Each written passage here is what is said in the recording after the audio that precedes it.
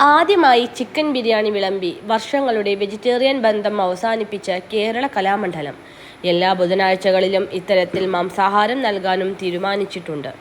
വർഷങ്ങളുടെ വെജിറ്റേറിയൻ ശീലം അവസാനിപ്പിച്ച് കേരള കലാമണ്ഡലത്തിൽ ചിക്കൻ ബിരിയാണി വിളമ്പി. വിദ്യാർത്ഥികളുടെ നീണ്ടകാലത്തെ ആവശ്യമാണ് ഇതോടെ നടപ്പിലാക്കിയിരിക്കുന്നത്. 1930 മുതൽ കലാമണ്ഡലം സ്ഥാപിക്കപ്പെട്ടതു മുതൽക്കേ വെജിറ്റേറിയൻ ഭക്ഷണമാണ് ക്യാൻറ്റീനിൽ വിളമ്പിയിരുന്നത്. കാലത്തിനനുസരിച്ച് കലാമണ്ഡലവും മാറണമെന്നതും മാംസാഹാരം മെനുവിൽ ഉൾപ്പെടുത്തണമെന്നതും വിദ്യാർത്ഥികളുടെ നീണ്ടകാലത്തെ ആവശ്യമായിരുന്നു. ഇതാണ് കഴിഞ്ഞ ബുധനാഴ്ച ദിവസം ക്യാൻറ്റീനിൽ ചിക്കൻ ബിരിയാണി വിളമ്പിയതോടെ യാഥാർത്ഥ്യമായത്. കലാമണ്ഡലത്തിൽ മാംസാഹാരം വിളമ്പാൻ പാടില്ലെന്ന് എഴുതപ്പെട്ട നിയമം ഇല്ലെങ്കിലും നീണ്ടകാലം അവ നിരോധിച്ച അവസ്ഥയിലായിരുന്നു.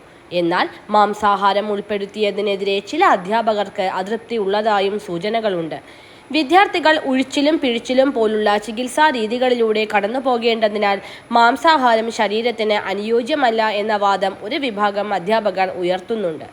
വിദ്യാർത്ഥികൾക്ക് ഇഷ്ടപ്പെട്ട ഭക്ഷണം കഴിക്കാനുള്ള എല്ലാ സ്വാതന്ത്ര്യവും ഉണ്ടെന്നും എന്നാൽ അത് ക്യാമ്പസിന് പുറത്തുവെച്ചാകാമെന്നും അധ്യാപകർ അഭിപ്രായപ്പെടുന്നു. അതേസമയം ക്യാൻറ്റീനിൽ മാംസാഹാരം ഉണ്ടാക്കി തുടങ്ങിയിട്ടില്ല.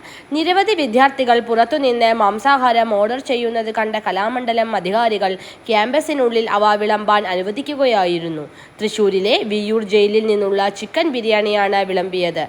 എല്ലാ ബുധനാഴ്ചകളിലും ഇത്തരത്തിൽ മാംസാഹാരം നൽകാനും തീരുമാനിച്ചിട്ടുണ്ട്. ന്യൂസ് കേരള.live